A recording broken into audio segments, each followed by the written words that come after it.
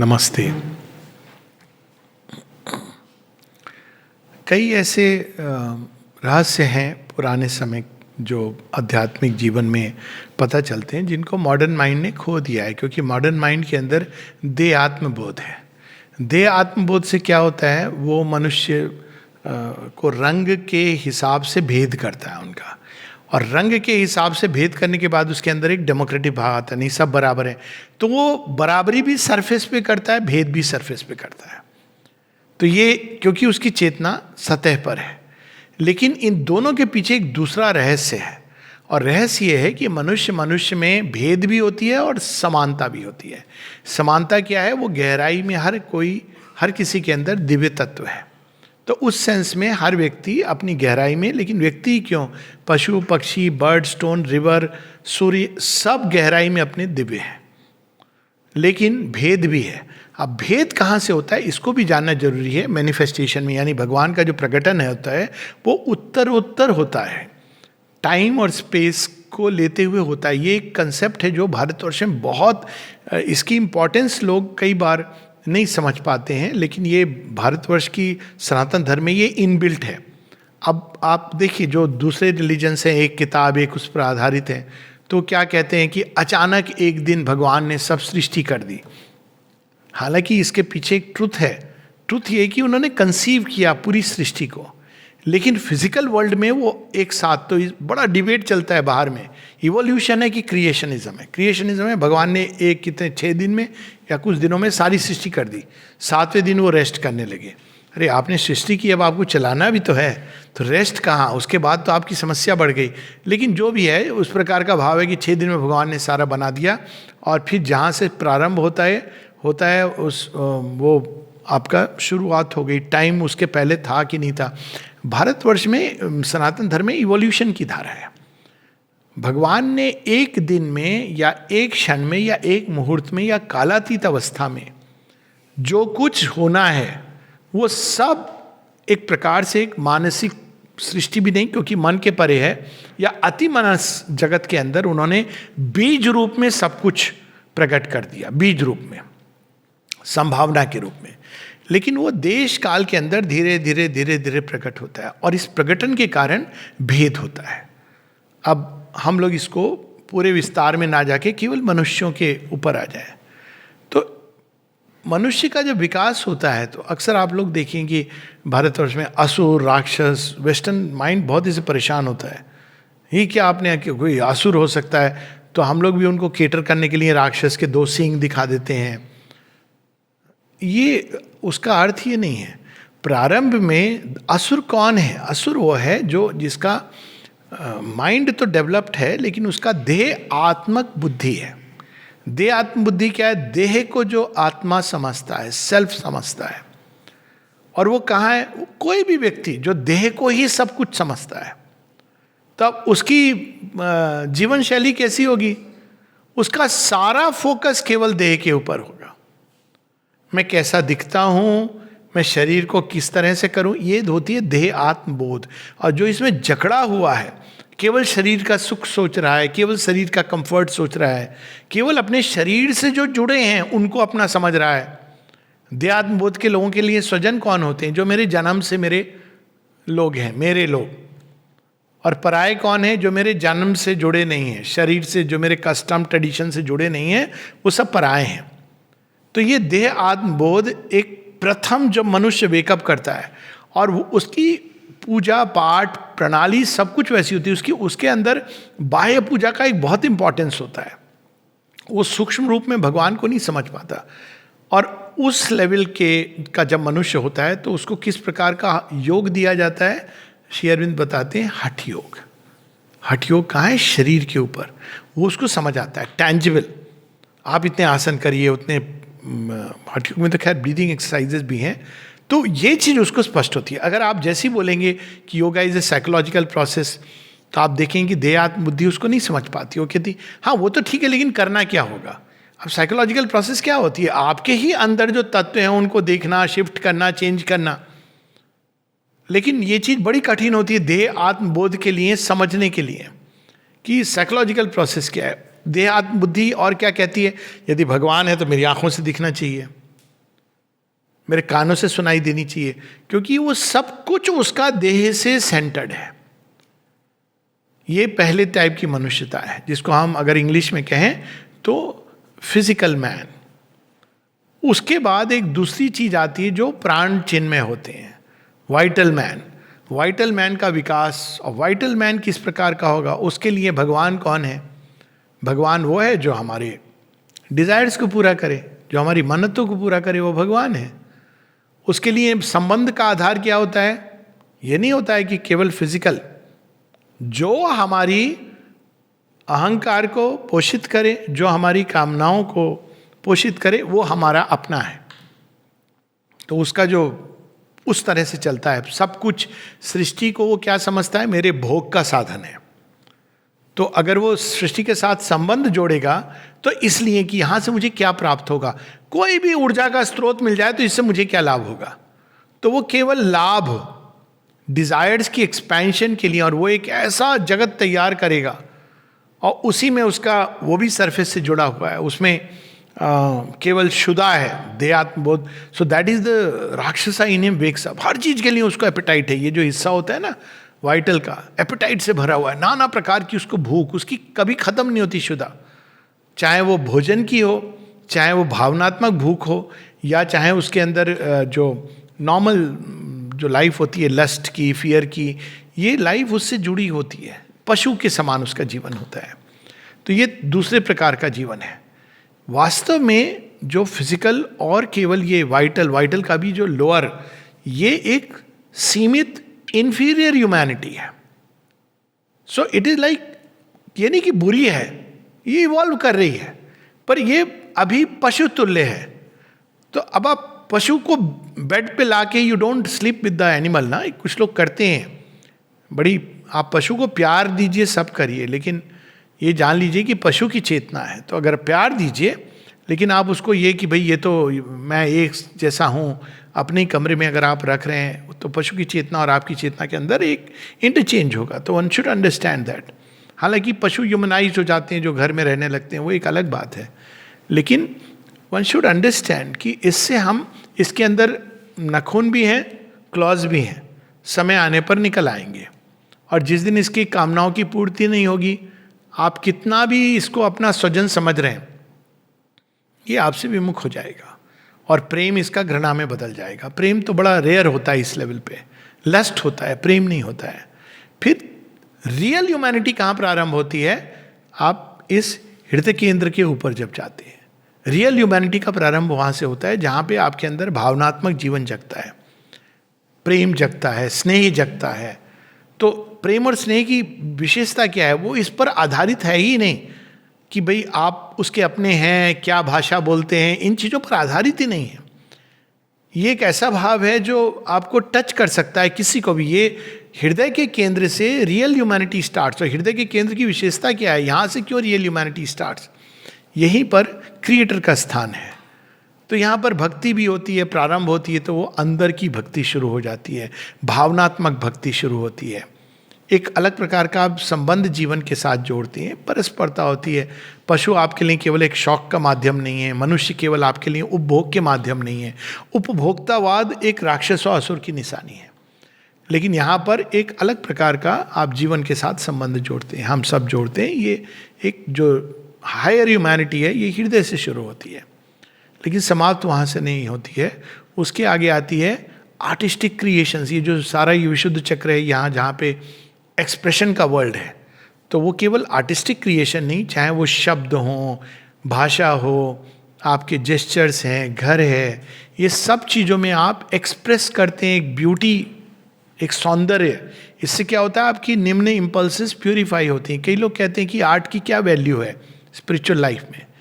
श्री अरविंद कहते हैं कि this is a big mistake to think like that. Between them art, music and poetry are a perfect education for the soul. Arts, music और poetry से क्या होता है? एक तो कैथारसिस होती है, बहुत सारी हमारी भावनाएं जो निम्न तरह की हैं वो एक निकल जाती हैं, आर्टिस्ट इस प्रकार से निकालते हैं। दूसरा, रिफाइन होती हैं, सूक्ष्म होने लगती हैं। तो ये जो व्यक्ति है जो हार्ट के ऊपर रहने लगता है, वो एक सूक्ष्म, उसको कहते हैं psychic, not psychic psychic being वाला साइकिक, पर उसके अंदर एक साइकोलॉजिकल चीज़, क्योंकि अब वो इमोशंस ऐसी चीज़ है ना जो आपको अंदर में महसूस होते हैं। और इस प्रकार की जो मनुष्यता होती है जो अपने इनर बीइंग के प्रति जागृत हो जाती है, उसके लिए जो योग होता है वो होता है राजयोग। तो राजयोग के द्वारा आप अपने अंदर हेट्रेड का भाव आ रहा है, आप उसको प्रेम से चेंज कर रहे हैं। This is how Rajyoga is practice. आप सब्स्टिट्यूट करते हो, जो एक ऊर्जा है उसको एक दूसरा रूप देते हो अंदर ही अंदर। किसी व्यक्ति के ऊपर आपको घृणा आ रही है जिस भी कारण से, तो एक राजयोगी क्या करेगा, उसको प्रेम का रिस्पॉन्स देगा, प्रयास करेगा धीरे धीरे करके। और ये एक, और वो उसका जो कंसंट्रेशन है वो एक माइंड की मास्टरी, माइंड के ऊपर वो मास्टरी करने की चेष्टा करता है। और ये जो एक ह्यूमैनिटी है जो प्रारंभ होती है हृदय से, ये मन तक जाती है, एस्थेटिक और उसके एक्सप्रेशन और उसके ऊपर थॉट। तो जो विचारों के प्रति अपने सचेत हो जाते हैं। कई बार आप देखो, लोगों से पूछो कि आप क्या सोच रहे थे, just try asking this was, बड़ा अनकंफर्टेबल क्वेश्चन है, क्या सोच रहे थे, तो लोग सोचने लगते हैं कि क्या सोच रहे थे। एक बड़ा सिंपल टेस्ट है, आप क्या सोच रहे थे, तो लोग क्या सोच रहा था, सोच नहीं, आपको आश्चर्य, एक्चुअली आश्चर्य होगा। मैं जब ये करता था एक तरह का टेस्ट, तो मैंने देखा रियली लोग सेंसेस में जीते हैं, विचारों में नहीं जीते हैं, भावों में भी नहीं जीते हैं। आप उनसे पूछो कि क्या देखा, वो रास्ते में क्या क्या हो रहा था सब बता देंगे। मैं आ रहा था, उसने ऐसे हाय बोला, हेलो बोला, वो हुआ। आप सोच क्या रहे थे, आपके अंदर कौन से भाव जागृत हो रहे थे, they are not conscious about it. मिले हो ना इस तरह से। तो जब हम अपने विचारों के प्रति, अपनी संवेदनाओं के प्रति, भावनाओं के प्रति, अपने भी और दूसरों के जब सचेत होने लगते हैं, तो वो वास्तव में मनुष्यता की पहचान है। That's when we become human being. So तब rajyoga is the right yoga for us. अब इसके परे हायर ह्यूमैनिटी है। तो एक लोअर ह्यूमैनिटी है, वो ग्रेविटेट करती है केवल बाहर और नीचे। उसके ऊपर एक ह्यूमन ह्यूमैनिटी है जिसके अंदर एक भावनात्मक और विचारात्मक, ये दोनों चीज़ें जागृत हो गई हैं। एक एक्सप्रेसिव सेंस है, आर्टिस्टिक है, कला है। जो लोअर ह्यूमैनिटी है ना, उसको बोलोगे आर्ट एग्जीबिशन है, चलना है, क्या करेंगे वहां जाके, सिनेमा चलते हैं ना और चले भी गए तो लोअर ह्यूमैनिटी कैसे करेगी, अब उसको तो दिखाना ना कि वो आर्टिस्ट। आजकल ये भी हो गया, जैसे अगर आपका व्यक्तिगत कोई साइकेट्रिस्ट है तो आप बड़े, यहाँ तक कि गुरु जी की, ये हमारे गुरु जी हैं, उसमें भी एक प्रेस्टीज की बात हो गई है। हम बड़े होना हो, हमारे गुरु जी बहुत बड़े तो हम बड़े, इस हिसाब से लोग कैलकुलेट। तो वो जाएगा भी तो अप्रिशिएट, हाँ वेरी नाइस, कुछ उसको समझ नहीं आ रहा है उसको बोलो पैसे वाला है, उसको बोलो आप खरीद लीजिए, हाँ देखते हैं, अच्छा आप अपना मुझे नंबर दे दीजिए और हम कॉल करेंगे, क्योंकि वो उसकी वैल्यू नहीं जानता है। वो जाएगा 10 चीज़ें में पैसे अपने बर्बाद करेगा, वार्डरोब भरा होगा उसका चीज़ों से, सामान से, लेकिन आर्ट की वैल्यू नहीं जानेगा, वो म्यूज़िक की वैल्यू नहीं जानेगा। उसको म्यूज़िक भी वही चाहिए जो एकदम लोअर वाइटल को थिरकता है। बॉलीवुड के सॉन्ग लगा दीजिए, वो उसको पसंद। भजन भी होंगे तो बॉलीवुड के सॉन्ग की तर्ज पे होंगे, क्योंकि इट डजंट अंडरस्टैंड कि एक संगीत का जो रियल, लेकिन यहाँ से वो ह्यूमैनिटी की शुरुआत होती है और मन के विकास तक चलती है। This is true humanity and Raj yoga is the yoga for that.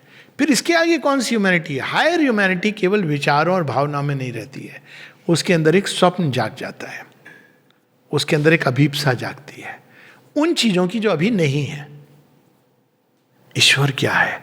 प्रारंभ मन से हो सकता है, लेकिन जब मन से जब होता है तो ह्यूमैनिटी अब हायर की तरफ जा रही है, तो उसको फिलॉसफी में इंटरेस्ट आ रहा है, पढ़ रहा है, लेकिन अब वो तैयार हो रहा है एक अलग ह्यूमैनिटी के लिए। लेकिन जब उसके अंदर ये खोज जाग जाती है, ईश्वर क्या है, पढ़ लिया मैंने, लेकिन अब मैं देखना चाहता हूँ, दर्शन करना चाहता हूँ, तब आप ये मान लीजिए कि अब उसके अंदर हायर ह्यूमैनिटी का जन्म हो चुका है। वो ह्यूमैनिटी स्पिरिचुअल ह्यूमैनिटी की तरफ जा रही है। बड़ी अद्भुत, आज ही इतनी टचिंग होता है कोई इंस्टेंस। कोई बच्ची आई अमेरिका से, 16 साल की बच्ची, उसकी मम्मी और ग्रैंड मदर, मम्मी डॉक्टर हैं और ग्रैंड मदर हैं, भक्त हैं। तो वो आई, जो भी उनका बैकग्राउंड छोड़ दीजिए, तो बोली इस बच्ची का आपसे एक प्रश्न है, पूछो पूछो। मैंने कहा हाँ बताओ, क्या प्रश्न है तुम्हारा? बोली सीधा पूछती है, मैं आपसे ये पूछना चाहती हूँ कि मैं कृष्ण का दर्शन करना चाहती हूँ, ये कैसे संभव है? क्या ये संभव है? मैंने कहा हाँ संभव है। तो उसकी दादी बोलती है, कितने लोगों से पूछ रही है कि कोई मुझे मिला दो किसी से जिसने कृष्ण का दर्शन किया है। तो मैंने कहा इनसे जाके मिल ले। मैंने कहा आपको किसने बताया कि कृष्ण जी का दर्शन किया है? दूसरा, इट इज नॉट रेलेवेंट, उसको क्या चाहिए? तो फिर उसने जो प्रश्न उसके जीवन 16 ईयर्स में लोग क्या पूछते हैं, कैरियर चॉइस, मुझे कौन से आते हैं, लोग पूछते हैं अच्छा मैं कौन सा कैरियर चुनूं, सब्जेक्ट क्या चुनूं। तो उसको किसी ने कह दिया कि ऐसे तुम मंत्र इतने दिन करो, 28वें दिन तुम्हें कृष्ण जी के दर्शन हो जाएंगे। तो कहती है अब तो मुझे बड़ी फ्रस्ट्रेशन हो रही है क्योंकि मैं इतने करीब पहुंच गई, मुझे दर्शन नहीं हुआ। मैंने कहा ये प्रॉब्लम बताने वाले की है। तो उसने कहा कि ये तो मैं प्रमाण मान के बैठी थी। मैंने कहा कृष्ण जी किसी नियम से नहीं बंधे हैं, बांधने की चेष्टा करोगी तो वो एस्केप हो जाएंगे। आप भगवान के लिए ऐसे नहीं निश्चित कर सकते कि आप अभी आइए, ये आइए। And then I explain to her the whole process. But ये जो ह्यूमैनिटी है जिसके अंदर एक हायर सीकिंग जाग गई है, हायर सीकिंग दो रूप लेती है, एक इस तरह का रिलीजियस फॉर्म, स्पिरिचुअल फॉर्म, और दूसरा है सेकुलर फॉर्म। सेकुलर भी स्पिरिचुअल है। सेकुलर क्या?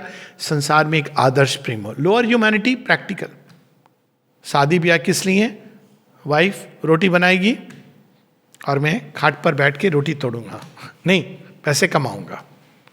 और ये होती थी लोअर ह्यूमैनिटी की पहचान कि आदमी क्या कहता था, भाई मैं पैसे लाके तो तुम्हें दे रहा हूं, तुम्हें किस चीज़ की कमी है? अब सोचिए अगर वो भी राक्षसी या आसुरिक है तो उसको कोई प्रॉब्लम नहीं है, बड़ी खुश होगी कि आप मुझे पैसे दे दीजिए, आई एम हैप्पी, और बनाएगी आपके लिए सब, बिकॉज वो ह्यूमैनिटी की लेवल है। पर अगर वो मनुष्यता में जाग गई भावना, तो कैसे बताएगी कि आप पैसे दे रहे हो, मुझे तो प्रेम की भूख है, आप तो प्रेम दे ही नहीं सकते हो। तो भी वो कहेगा कि नहीं प्रेम मैं दे रहा हूं। और उसका प्रेम का क्या मतलब होगा? I don't want to explain. तो क्योंकि वो उसी चीज को प्रेम समझता है, लेकिन भावनाओं को नहीं समझता है, विचारों की कंपेनियनशिप। अब कोई ऐसा व्यक्ति जो विचारों में जागृत है, तो वो तो ये चाहता है पार्टनर में कि वो आपको विचारों की दुनिया में भी साथ हो, नहीं होगा।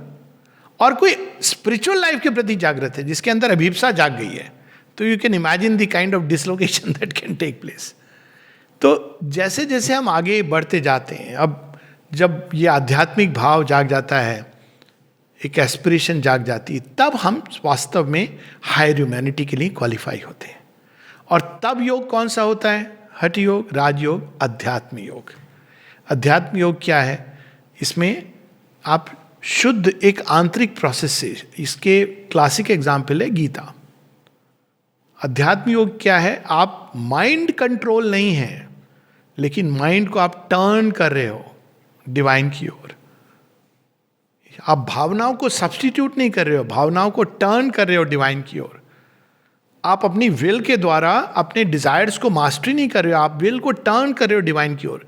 ये तो आप कर रहे हो, लेकिन जो मुख्य चीज है इसमें is turning toward the divine. Pure inner process है। और ये बताना बड़ा मुश्किल है किसी को जो इन चीजों को नहीं।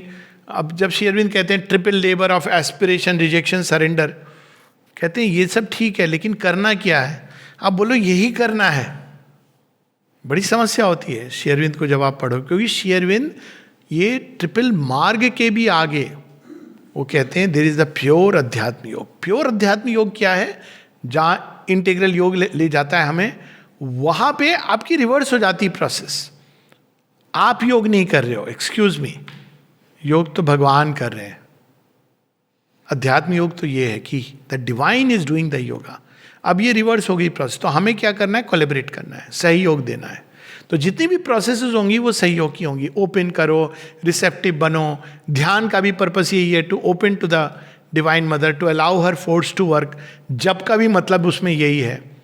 तो इस प्रकार से ह्यूमैनिटी की ग्रेडेशंस बनती हैं, और ये बहुत ज़रूरी है इन चीज़ों को जानना, नहीं तो मिक्स होकर फ्रीली हम लोग बहुत कुछ खो देते हैं। तो इसीलिए पुराने समय में तो लोग मोनेस्ट्रीज बनाते थे, लेकिन अब हम लोग मोनेस्ट्री का कंसेप्ट है अभी भी, लेकिन खासकर जो वर्ल्ड अफर्मिंग योग है उसमें आप मोनेस्ट्री नहीं बना सकते हैं। लेकिन उसमें ये जैसे माँ श्री अरबिंदो ने एक आश्रम बनाया, अब आश्रम में सब तरह के लोग हैं, लेकिन इसका पर्पस तो शुरू में कई बार अब आप जाके सिनेमा देखना, बाहर खाना खाना, इसके पीछे प्रिंसिपल ये था। प्रिंसिपल क्या था कि अब जाके अगर आप फ्रीली मिक्स कर रहे हो हर किसी के साथ, पिकनिक पार्टी हर तरह की चीज, मतलब उस मनुष्यता के साथ, तो आप बहुत कुछ लूज कर दोगे। यहां तक कि परिवार के सदस्य भी यदि वो इसके प्रति सचेतन नहीं थे तो उनके इवन यहाँ पर आते थे तो साथ में अलाउड नहीं होता था। ऐसे इंस्टेंसेस हैं। द्युमन भाई का इंस्टेंस है, जब उनकी वाइफ आई यहाँ पर मिलने के लिए, तो माता जी से कि his wife, my wife has come, Mata ji ने क्या कहा मालूम? She can meet only once in my presence. मिले द्युमन भाई, वैसे ही मिले माता जी के सामने जाके, जो भी वार्तालाप हुई, बिकॉज शी न्यू कि जो उनके अंदर डाला है वो क्या हो जाएगा। लेकिन वही द्युमन भाई के लिए अगर आश्रम में जिसका जो कंसेप्ट है सेम आप एस्पिरेशन लेकर के चल रहे हैं, that is a different thing all together. इसीलिए पुराने समय में ये भी होता था सेम पाथ। अब जब कोई बाहर जाता था, एकदम बाहर की मनुष्यता के साथ उसका कोई ऐसा संबंध हो गया, तो it was regarded as something जो आपकी स्पिरिचुअल प्रोग्रेस के लिए अच्छा नहीं है। ये नहीं कि सिनेमा देखना बुरा था, इसका आप देखिए, आप नियम कैसे बना सकते हो कि to see a picture is wrong, लेकिन माता जी यहाँ पे सिनेमा भी दिखाया है और बताया भी है कि सिनेमा के पीछे आप किस भाव से देख सकते हो। क्योंकि लोग कहते थे हम इफेक्ट हो जाते हैं, तो माने कहा नहीं, there is a way to watch a movie कि आप इफेक्ट नहीं होगे, आप उससे समझ सकते हो मानव प्रकृति के बारे में, उसकी कलाकृति को आप अप्रिशिएट कर सकते हो, ये सब माने कहा है। और यहाँ तक वो कि अब उस समय हमें ये भी सोचना है कि उस समय जगत के अंदर सुपरामेंटल फोर्स एक्टिव नहीं थी, दूर दूर तक नहीं थी। तो माता जी ने जब सिनेमा गए थे बच्चे, तो सारे टिकट खरीद लिए थे कुछ बच्चों के लिए कि मेरे बच्चों के अंदर कॉन्टेमिनेशन ना हो। भोजन के लिए उन्होंने सब व्यवस्था, यहाँ तक कि कई लोगों को अगर पसंद नहीं है आश्रम का खाना तो उनके लिए क्या किया जाए, कॉर्नर हाउस तो बाद में हो, तो बच्चे जब आए तो उनके लिए आया, क्या किया जाए। तो मालूम है क्या व्यवस्था हुई थी? आज जो आप कॉटेज गेस्ट हाउस देख रहे हैं, इसका प्रारंभ कहाँ से हुआ था? गणपत राम जी की एक भोजनशाला थी, मैंने किया है, क्या अद्भुत भोजन। I remember having food there, it was one of the super tasty foods.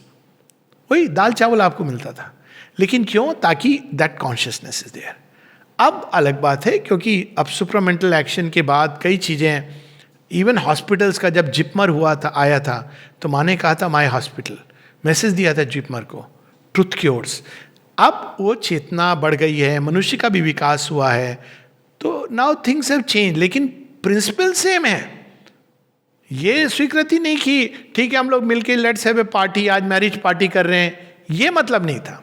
आप मिलिए, साथ में मिलिए, घर में मिल रहे हैं या बाहर भी जा रहे हैं आप रेस्टोरेंट में या सिनेमा हॉल, लेकिन आपको ये भाव रखना है, ये कॉन्शियसनेस होनी चाहिए कि वो जो एक है जिसमें हम एकदम अनकॉन्शियसली बैठ जाते हैं, अनकॉन्शियस यानी जीवन को सचेत रूप से जीना, यही स्पिरिचुअल लाइफ का पहला चरण है।